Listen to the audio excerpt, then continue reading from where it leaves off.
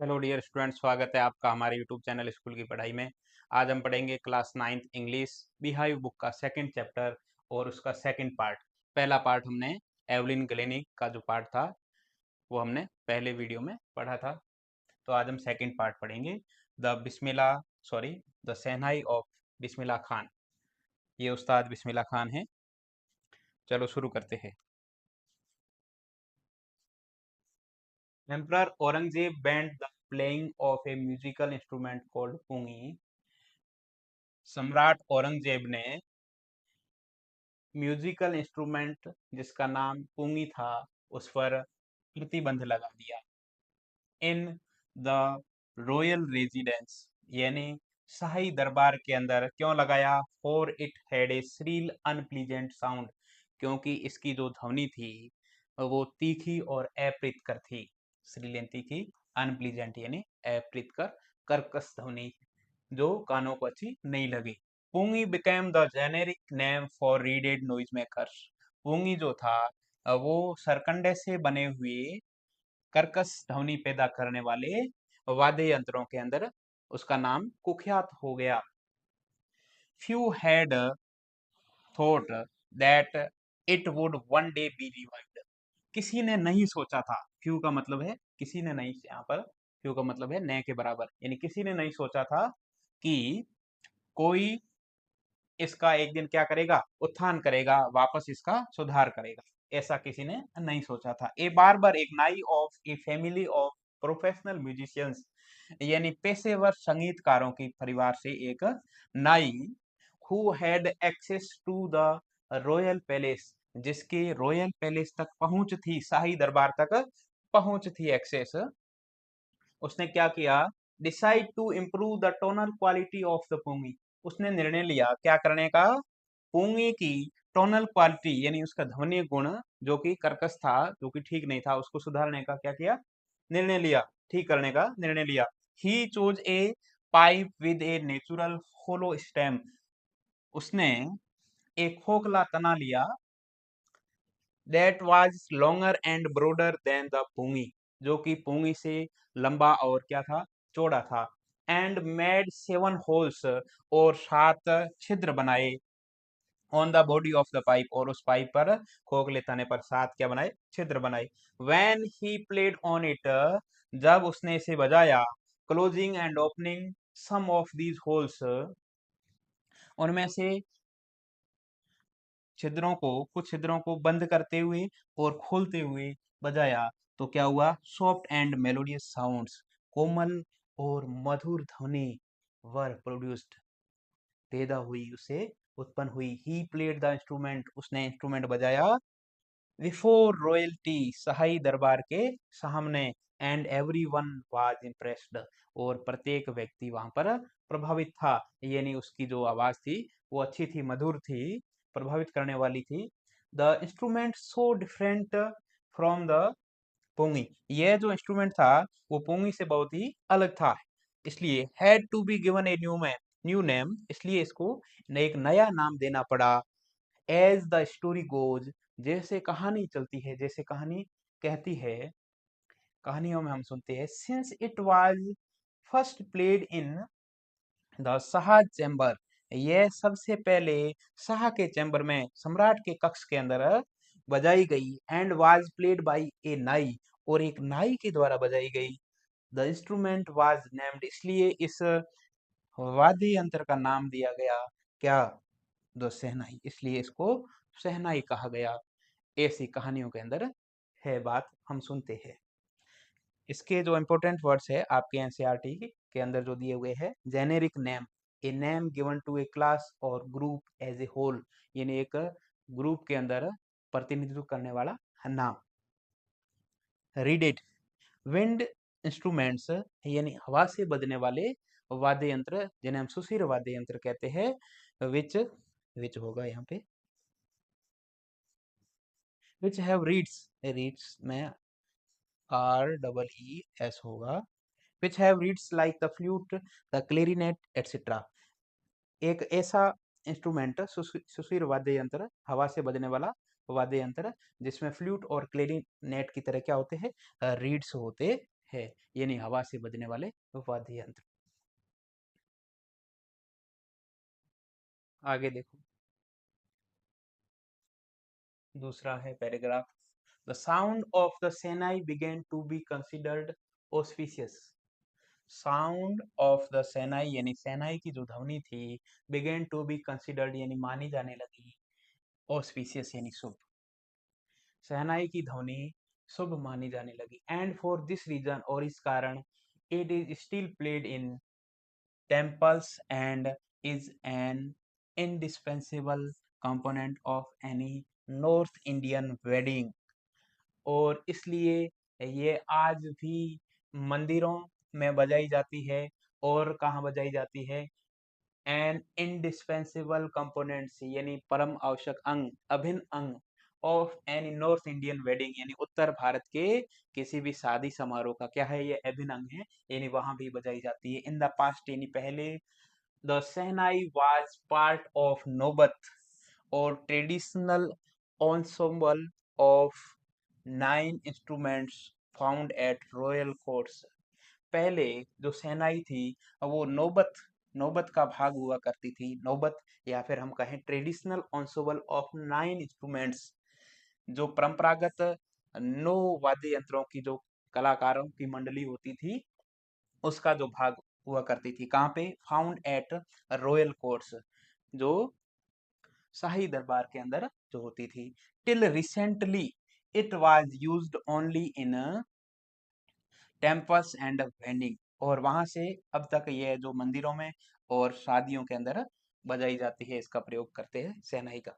The credit for bringing this instrument on to the classical stage, इस instrument को classical stage यानी शास्त्रीय संगीत के अंदर लाने का जो श्रेय है, गोज टू उस्ताद बिस्मिल्लाह खान, या उस्ताद बिस्मिल्लाह खान का नाम आया है इस दोनों पैराग्राफों में। सबसे पहले तो शास्त्रीय संगीत के अंदर इस शहनाई को लाने का जो श्रेय है, वो उस्ताद उस्ताद बिस्मिल्लाह खान को जाता है। ये पोंगी का जो है चित्र है, और ये शहनाई का चित्र है। इसके जो इम्पोर्टेंट वर्ड्स है वो ऑस्पिशियस यानी शुभ, promising to bring good fortune, indispensable यानी अभिन्न, without which a piece of work can not be done, जिसके जिसके बिना कोई काम नहीं हो, अभिन्न, ऑस्पिशियस यानी शुभ। ensemble, प्रोनाउंस्ड ensemble, इसको ensemble, इसको क्या पढ़ना है? ensemble पढ़ना है। Things considered as a group, जो एक समूह के रूप में माना जाए, यहाँ पे थिंग्स की जगह इंस्ट्रूमेंट्स हम कहेंगे। तो ensemble यानी कलाकार मंडली, जो ये 9 कलाकारों की मंडली होती थी, इसमें 9 वाद्य यंत्र होते थे, उनमें शहनाई भी एक होती थी। आगे देखो, एज ए 5 ईयर ओल्ड, 5 साल की उम्र में Bismillah Khan played gilli danda near a pond in the ancient estate of Dumraon in Bihar. 5 साल की उम्र में उस्ताद बिस्मिल्लाह खान क्या करते थे? गिल्ली डंडा खेलते थे। तो 5 साल की उम्र में गिल्ली डंडा ही खेलेंगे, आप भी खेले होंगे। नियर ए पॉन्ड यानी एक तालाब के नजदीक, in the ancient estate of Dumraon in Bihar, Bihar के अंदर जो डुमराव नाम की जो पुरानी रियासत है, उसके अंदर एक तालाब के नजदीक बिस्मिल्लाह खान गिल्ली डंडा खेला करते थे। आगे देखो, he would regularly go to the nearby Bihari ji temple, वह हमेशा नजदीक के बिहारी जी टेम्पल के अंदर जाते थे नियमित रूप से, टू सिंग द भोजपुरी चैत गाने के लिए। At the end of which, और उसके अंत में, लास्ट में, he would earn a big laddu weighing 1.25 kilogram, और अंत में उनको क्या मिलता था? अंत में उनको एक 1.25 किलो का लड्डू मिलता था। ये prize given by the local maharaja, ये एक वहां के स्थानीय महाराजा के द्वारा दिया जाने वाला क्या था? पुरस्कार था, इनाम था। दिस हैपेंड 80 इयर्स एगो, ये आज से 80 साल पहले हुआ। तो बिस्मिल्लाह खान का जन्म जो है वो 1916 में हुआ था, तो 5 साल की उम्र में यानी 1921, यानी आज से लगभग 100 साल पहले हुआ था। 105 साल पहले जब ये पाठ लिखा गया था, तब से 80 साल पहले, इसलिए 80 साल लिखा हुआ है। And the little boy has traveled far to earn the highest civilian award in India, the Bharat Ratna।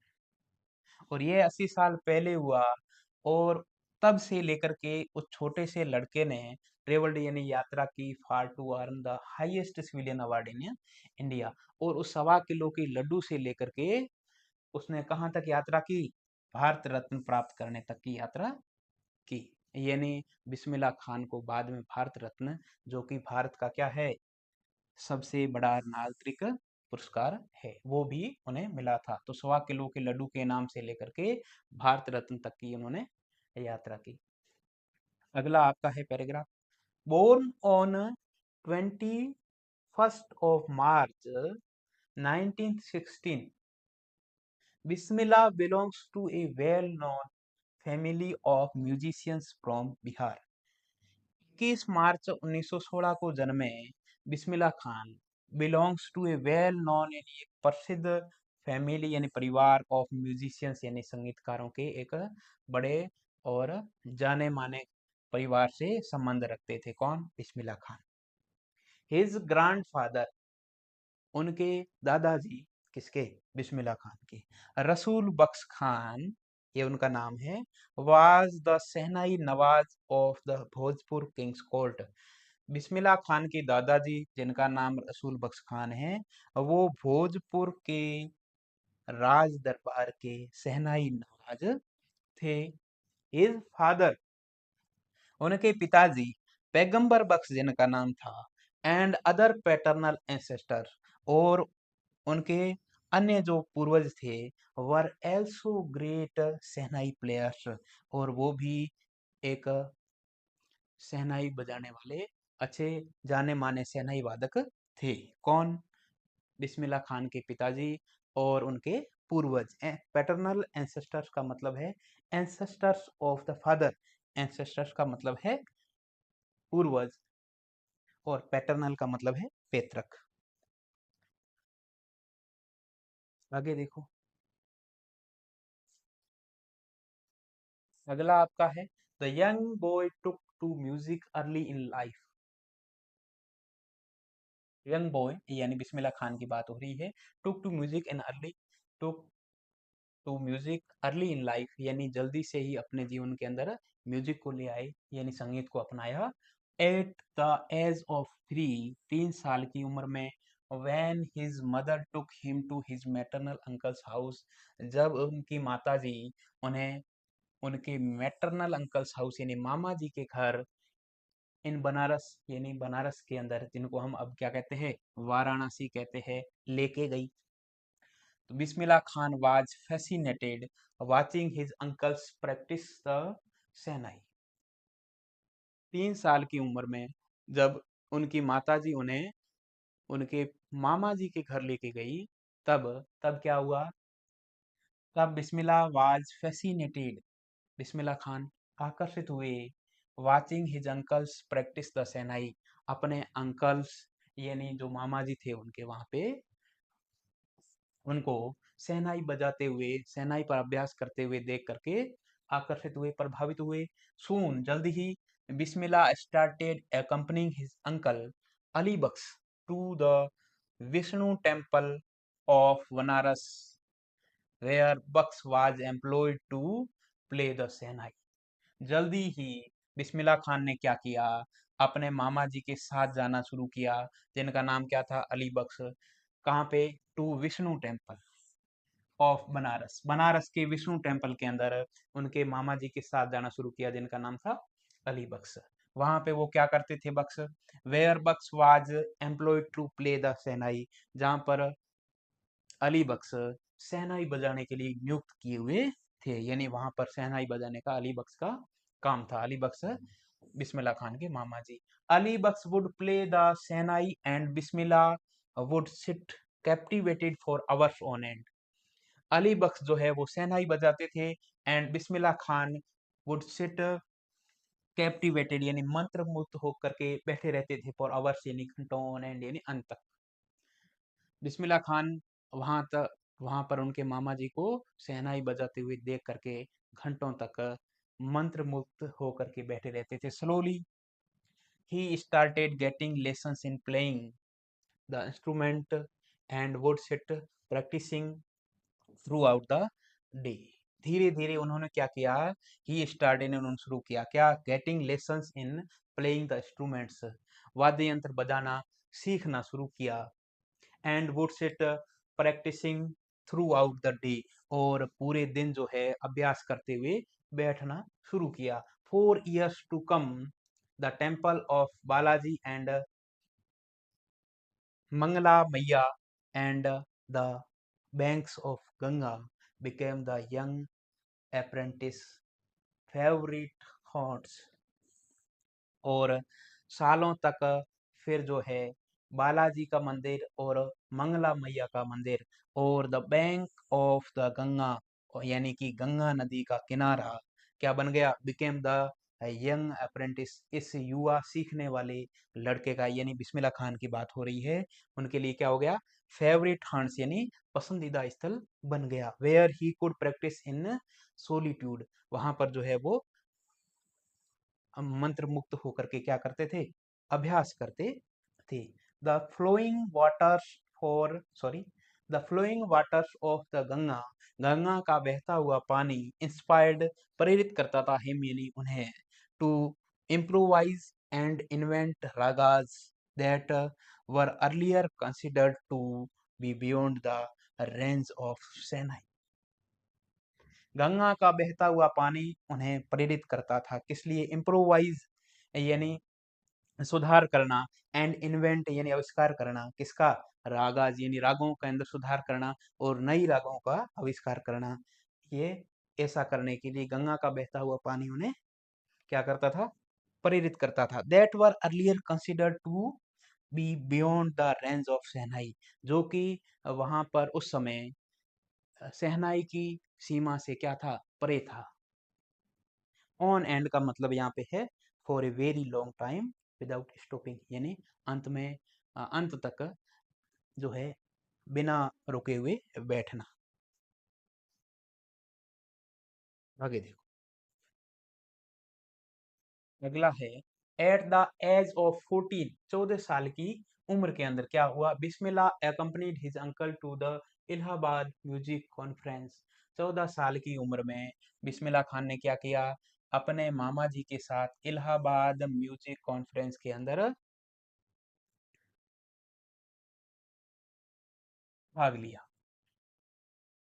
Eight the end of recital, recital यानी जो वहां पर सभा थी, वहां पर जो प्रस्तुति थी, उसके अंत में Ustad Faiyaz Khan patted the young boy's back and said, Ustad Faiyaz Khan ने क्या किया, उस युवा लड़के की पीठ थपथपाई और कहा, युवा लड़का कौन, बिस्मिल्लाह खान, क्या कहा, work hard and you shall make it, कठिन मेहनत करो और तुम्हें जो है सफलता प्राप्त होगी, तुम इसे कर लोगे। With the opening of the All India Radio in Lucknow in 1938, all India radio जब लखनऊ में शुरू हुआ 1938 में, तो उसके साथ बिस्मिल्लाह कैम बिस्मिल्लाह बिग ब्रेक, इससे बिस्मिल्लाह खान को बहुत बड़ा अवसर प्राप्त हुआ। ही सून बिकेम, वह जल्द ही बन गए क्या, an often heard shehnai player on radio, और जल्दी ही रेडियो पर सबसे ज्यादा सुने जाने वाले शहनाई वादक बन गए। ऐसा कब हुआ, ऐसा जब 1938 में लखनऊ के अंदर ऑल इंडिया रेडियो शुरू हुआ, तब हुआ। आगे देखो, when India gained independence on 15 of अगस्त 1947, जब 15 अगस्त 1947 को भारत आजाद हुआ, Bismillah Khan became the first Indian to greet the nation with his Senai। तो जब भारत आजाद हुआ, 15 अगस्त 1947 को, तब बिस्मिल्लाह खान अपनी शहनाई से राष्ट्र का अभिवादन करने वाले पहले भारतीय बने। यानी वहां पर जो है शहनाई से देश का अभिवादन किया। किसने? बिस्मिल्लाह खान ने। आगे देखो, ही poured his heart out into rag kafi from the Red Fort to an audience which included Pandit Jawaharlal Nehru, who later gave his famous Tryst with Destiny speech। उन्होंने क्या किया? उन्होंने अपनी राग काफी के अंदर अपना जो दिल की भावना व्यक्त की फ्रॉम रेड फोर्ट यानी लाल किले से, टू एन ऑडियंस यानी श्रोतागणों के सामने, विच इंक्लूडेड जिनके अंदर शामिल थे। कौन थे श्रोतागण में? यानी वो शहनाई वहां पर राग काफी के माध्यम से सुनाई थी, उसमें श्रोतागण में कौन शामिल था? पंडित जवाहरलाल नेहरू, हु लेटर गए, उन्होंने बाद में his famous tourist with destiny यानी भाग्य से मुलाकात नाम का जो भाषण दिया था, जो प्रसिद्ध हम पढ़ते हैं नेहरू जी का भाषण लाल किले से आजादी के दिन का। आगे देखो,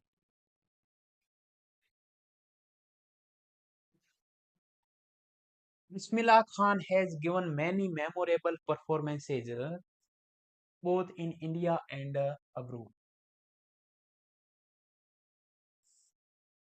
बिस्मिल्लाह खान ने बहुत सारी यादगार प्रस्तुतियां दी। कहां पर? Both India and abroad, Bharat में और विदेशों में भी। His first trip abroad was to Afghanistan. उनकी पहली विदेश यात्रा जो थी वो अफगानिस्तान की थी। वेयर, जहां पर king Zaheer Shah was so taken in by, जहां पर जहीर शाह वहां के जो राजा थे वो सो टेकन इन बाई का मतलब है बहुत प्रभावित हुए। The maestro that the gifted that he gifted him priceless Persian carpet, और प्रभावित होकर के उन्होंने मास्ट्रो यानी उस्ताद बिस्मिल्लाह खान की बात हो रही है, उनको गिफ्ट दिया। क्या दिया? Priceless Persian carpet, Persian carpet, priceless यानी अमूल्य, अनमोल, एंड अदर सोवेनियर्स, और अन्य जो है स्मृति चिन्ह भी दी। The king of Afghanistan was not only one to be fascinated with Bismillah Khan music. Afghanistan के जो राजा थे जहीर शाह उन वो एकमात्र व्यक्ति नहीं थे जो कि आकर्षित हुए थे बिस्मिल्लाह खान के म्यूजिक से, शहनाई वादन से। तो और कौन था?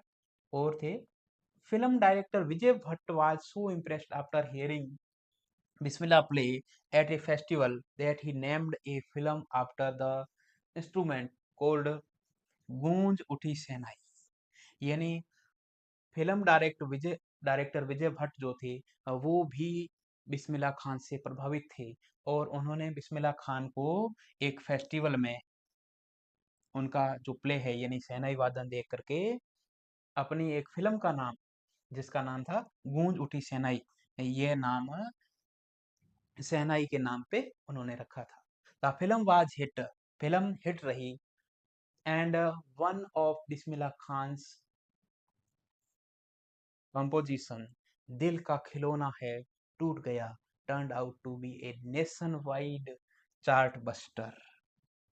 और बिस्मिल्लाह खान के जो प्रस्तुतियों में से एक जो है दिल का खिलौना है टूट गया, ये जो प्रस्तुति है वो पूरे देश भर में क्या रही? चार्ट बस्टर यानी रिकॉर्ड ब्रेकर, यानी रिकॉर्ड तोड़ने वाली रही। Despite this huge success in the celluloid world यानी फिल्म जगत के अंदर बड़ी सफलता के बाद भी Bismillah Khan's ventures in film music were limited to two Vijay Bhatt Goonj Uthi Shehnai and Vikram Srinivas Kannada venture Sanadi Appanna. Film जगत के अंदर इतनी बड़ी इस सफलता के बाद भी जो बिस्मिल्लाह खान की जो म्यूजिक है वह लिमिटेड टू टू, लेकिन ये जो है दो फिल्मों तक ही सीमित रही। कौन सी? विजय भट्ट की गूंज उठी शहनाई और विक्रम श्रीनिवास की कन्नड़ जो फिल्म थी जिसका नाम था सनदी अपना, इन दोनों तक ही सीमित रही। क्यों? I just can't come to terms with the artificiality and glamour of the film world. He says with emphasis. वो क्या कहते हैं? I just can't come to terms, यानी मैं समझौता नहीं कर सकता विद द आर्टिफिशियलिटी यानी बनावटीपन एंड ग्लैमर यानी और तड़क भड़क के साथ ऑफ फिल्म वर्ल्ड। फिल्म जगत की बनावटीपन और तड़क भड़क के साथ मैं समझौता नहीं कर सकता। मैं तो मेरी जो परंपरागत सेनाई है उसी से खुश हूँ और वही जो करना चाहता हूँ। ही सेज विद एम्फेसिस, उन्होंने वो इस बात पे जोर दे के इस बात को कहते हैं। टेकन इन बाई का मतलब है आकर्षित होना, अट्रैक्टेड और चार्म्ड बाई। और सोवेनिर्स का मतलब है things given in memory of a place, person और इवेंट। किसी व्यक्ति, स्थान या फिर घटना की याद के अंदर जो है जो चीजें दी जाती है यानी स्मृति चिन्ह कह सकती है। आगे देखो, ये जो है इस पैराग्राफ के इंपॉर्टेंट वर्ड्स है। टेकन इन बाई, सोवेनियर्स ये पढ़ा था। चार्ट बस्टर ये भी पढ़ा था। सेल्यूट और वेंचर, वेंचर का मतलब है प्रयास, सेल्यूलोड यानी फिल्म कह सकते हैं। Chart first in record breaker, in record तोड़ने वाला। सोवेनियर्स यानी स्मृति चिन्ह और टेकन इन बाई यानी आकर्षित करना, प्रभावित करना। आगे देखो, awards and recognition came thick and fast. प्रसिद्धि और जो इनाम थे, पुरस्कार थे, वो बहुत ही जल्दी से आने लगे। किसके पास? बिस्मिल्लाह खान के पास। Bismillah Khan became the first Indian to be invited to perform at prestigious Lincoln Center Hall in the United States of America.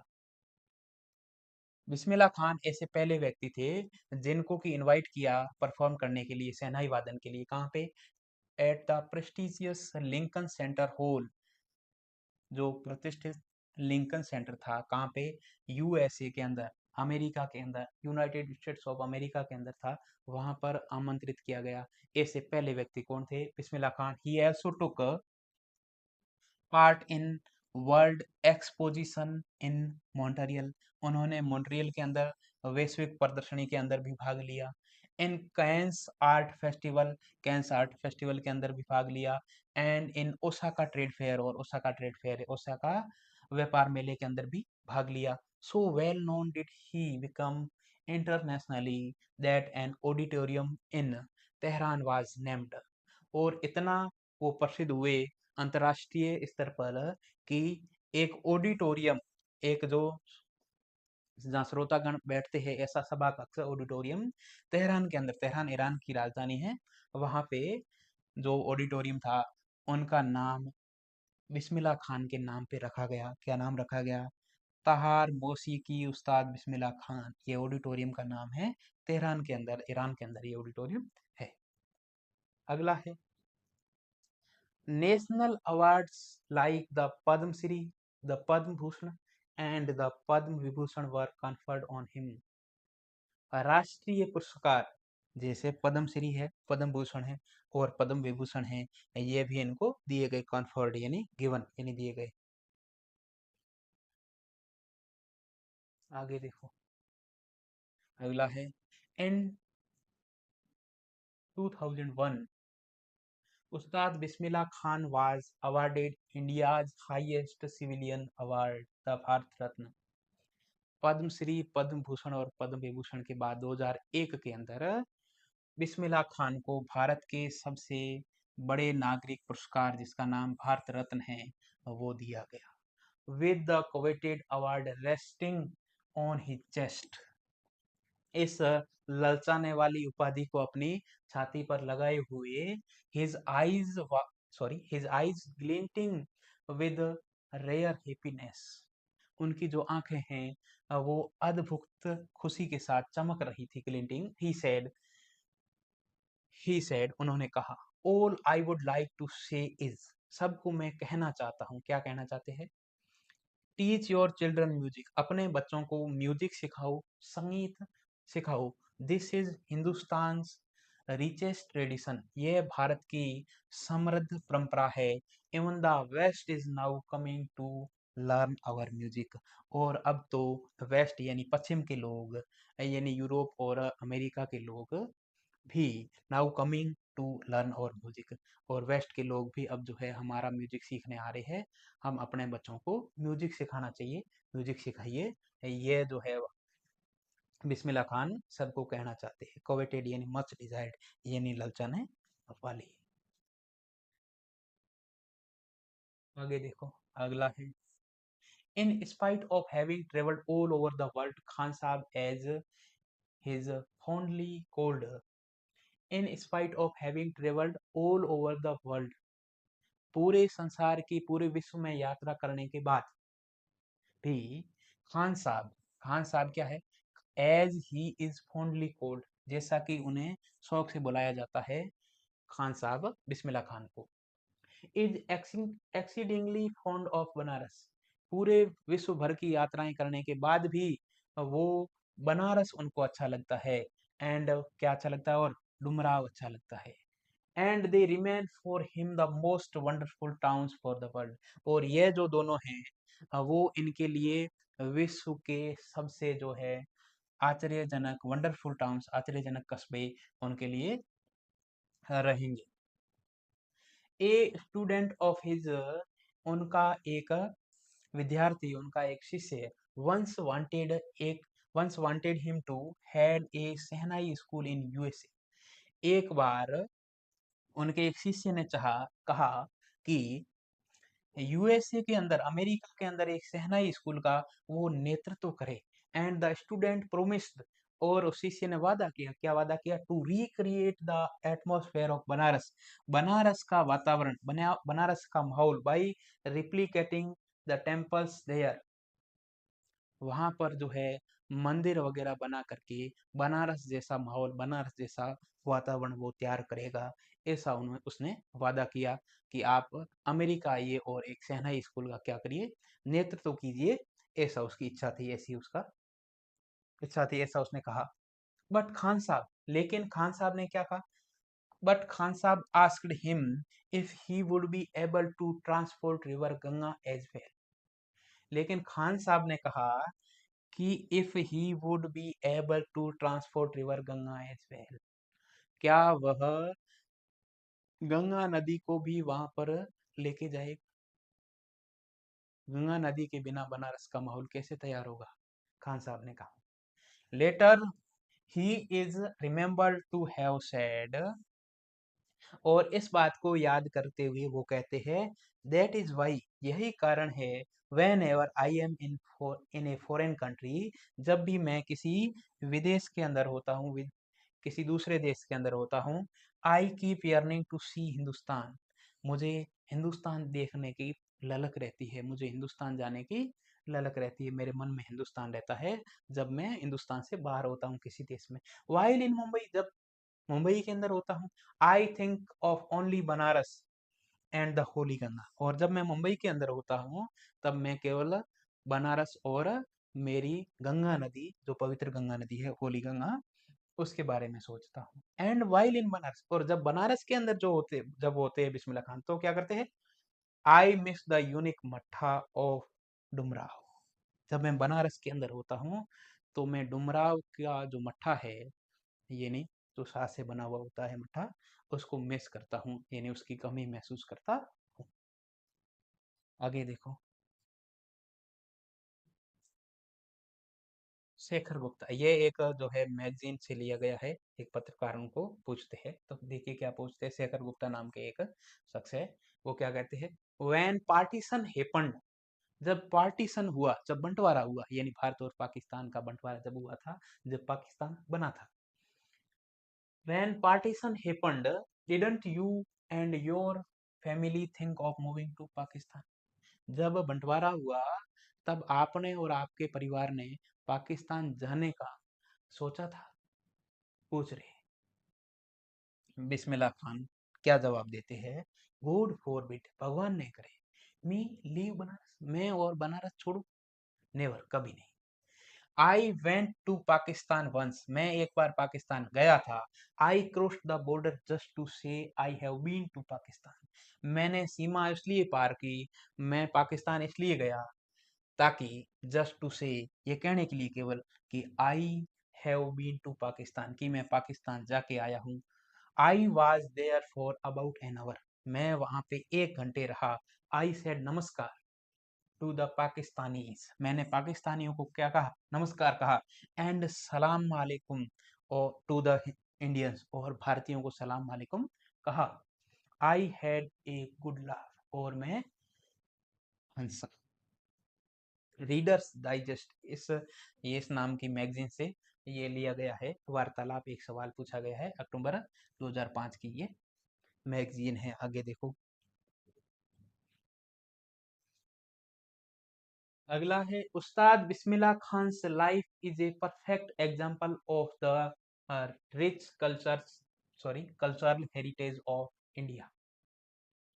उस्ताद बिस्मिल्लाह खान का जो जीवन है वो एक अच्छा उदाहरण है, परफेक्ट एग्जांपल किसका, of the rich cultural heritage of India, Bharat की समृद्ध सांस्कृतिक विरासत का अच्छा उदाहरण है बिस्मिल्लाह खान का जीवन। क्यों है?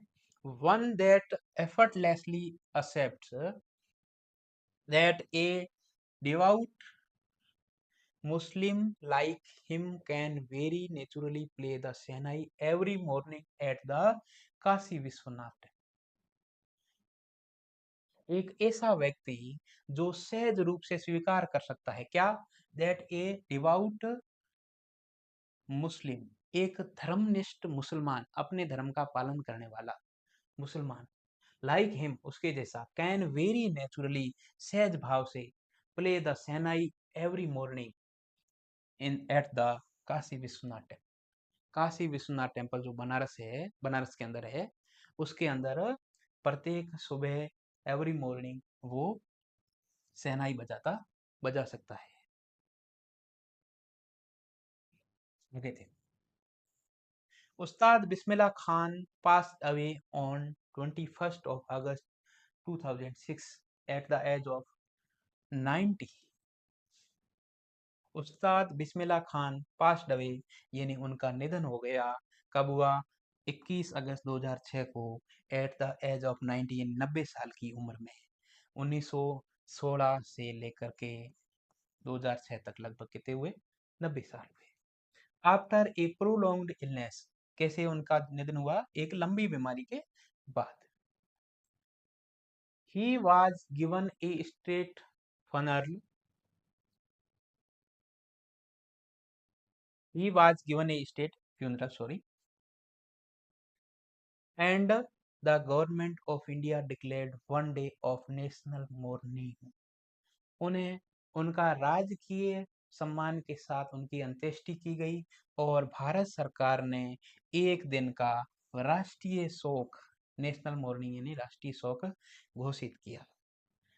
डिवाउट का मतलब है बिलीविंग स्ट्रोंगली इन ए रिलीजन, एक धर्म में मजबूती से विश्वास करना, एक धर्म का अच्छे से मानना, एंड ओबेइंग इट्स लॉज, और उसके कानूनों का, सॉरी नियमों का पालन करना, एंड फॉलोइंग इट्स प्रैक्टिसेस, और उसकी प्रथाओं का अनुकरण करना, यानी अपने धर्म को अच्छे से मानने वाला, उसकी सभी प्रथाओं को मानने वाला, उस पे चलने वाला, यानी धर्मनिष्ठ कह सकते हैं।